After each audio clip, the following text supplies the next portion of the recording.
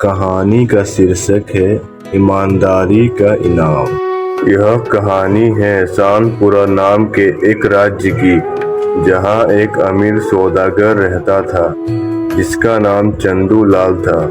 वह बड़ा ही मतलबी और लालची था, लेकिन वहाँ के राजा न्याय पसंद राजा थे जिनका नाम सूरसेन प्रताप था।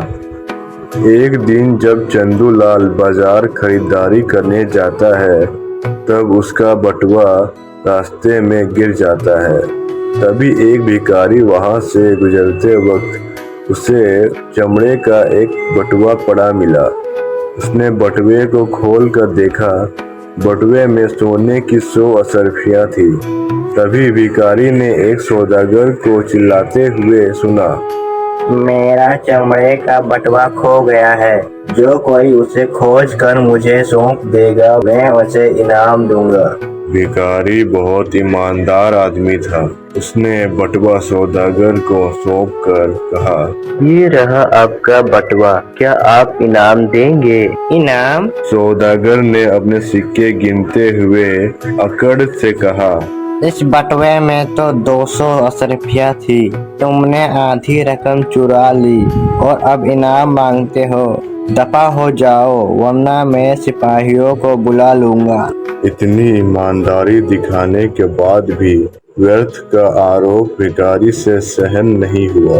वह बोला, मैंने कुछ नहीं चुराया है। मैं दरबार जाने के लिए तैयार हूँ। दोनों दरबार पहुँचे। दरबार में राजा ने इत्मीनान से दोनों की बात सुनी और कहा, मुझे तुम दोनों पर यकीन है, मैं इंसाफ करूंगा।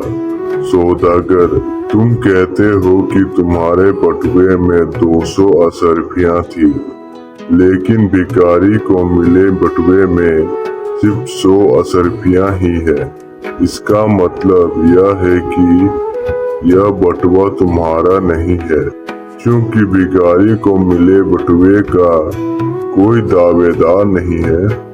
इसलिए मैं आधी रकम शहर के खजाने में जमा करने और बाकी भिखारी को इनाम में देने का हुक्म देता हूँ।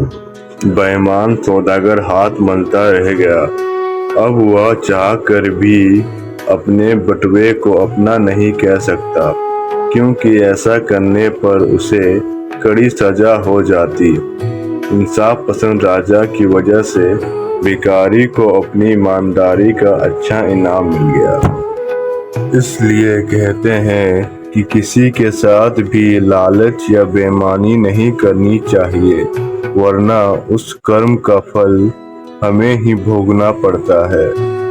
शुक्रिया दोस्तों। अगर आप इसी तरह की और भी वीडियो देखना चाहते हैं तो हमारे चैनल शानटूल्स कहानियाँ को सब्सक्राइब करें, ताकि कोई भी वीडियो की नोटिफिकेशंस आप तक जल्द से जल्द पहुंच सके।